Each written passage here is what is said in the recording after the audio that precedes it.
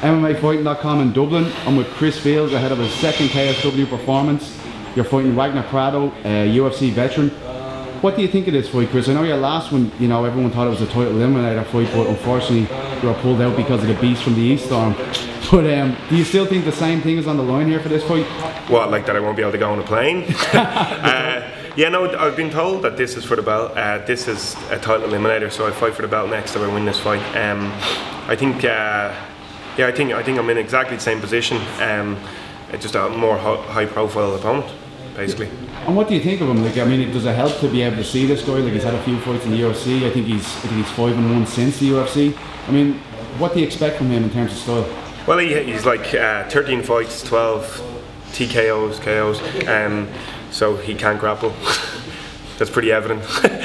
So yeah, he looks like there's a big hole in his game, you know.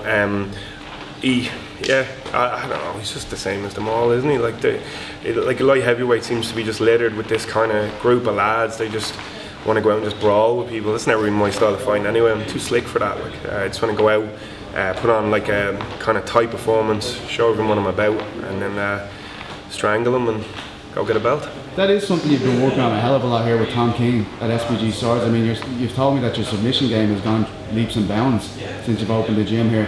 This guy does have a lot of losses by submission. Like, is that what you're kind of zeroing in? He has losses by all the submissions I like to do as well, which is very nice. Like, he has a knee bar loss, which is one of my favourites. He has an anaconda loss, which is one of my favourites. And you know, I love a sneaky Doris choke. So yeah, what I'm looking to do is I don't know, some what do you think, James?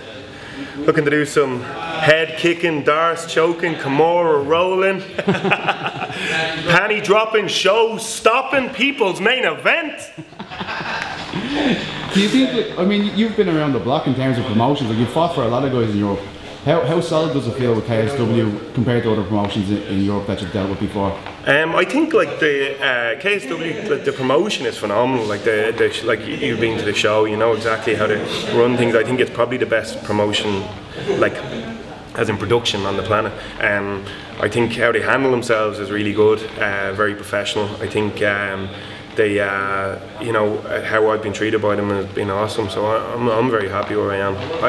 To be honest, like every promotion I've ever fought for, I've always been a bit of a company guy. Like I've taken fights on short notice to suit people, or you know, never complained too much of something. I understand that it's hard enough to run these things. It seems like most fighters are a disaster to deal with. You know, they're prima donna, kind of pulling out, and oh, my toe hurts or whatever. You know, my last fight I couldn't use my right hand. You know what I mean? Still fought.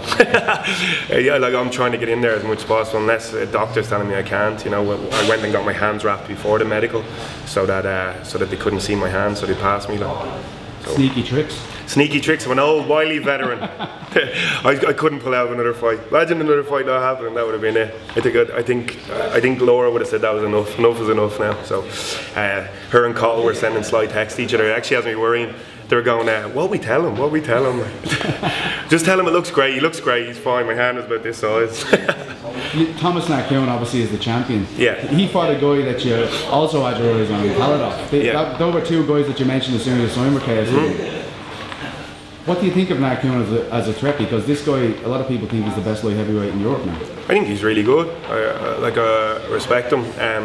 I think a massive Khalidov fan, always have been. It was never a thing. You know me, I'm not one of those kind of trashy guys. I wanted to fight Khalidov because I felt he was the best middleweight in Europe my whole career, while I was fighting at middleweight in Europe. So I wanted to test myself against him.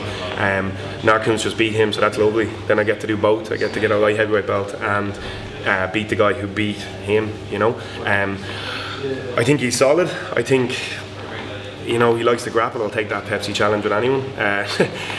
His striking has looked suspect. He looks a bit slow, kind of. But I think he is a solid fighter, and he probably rightly, at this point in time, probably rightly deserves that like moniker of best light heavyweight in Europe until I get my hands on him. Would you be disappointed if you got to the end of your KSW tenure and you hadn't fought Khalidov, given that, you know, as you've told me, you've been watching him even in the early days, you've been watching this guy fight? Yeah, I've watched him. Like, he was someone I kind of looked up to in the sport. He was like, you know, outside of the big promotions, he never wanted to sign for him, but he was the best guy there was floating about. So, you know, I'd be if I got that belt, I'd be happy to fight him for the belt. That'd be good. Nice way to sign it off, probably. Just finally, how do you see this fight playing out? You know, we talked about Prado having heavy hands, and you talked about your submission game. Do you think you're going to have to weather an early storm here to maybe finish the fight later on? No, there better be no storms this time.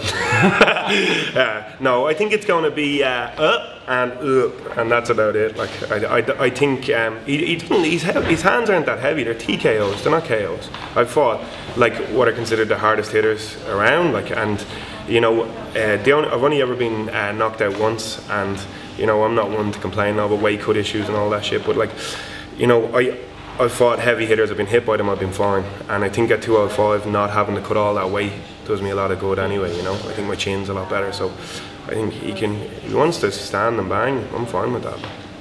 Kick him in the teeth. Thanks very much, Chris. Cheers. Thanks.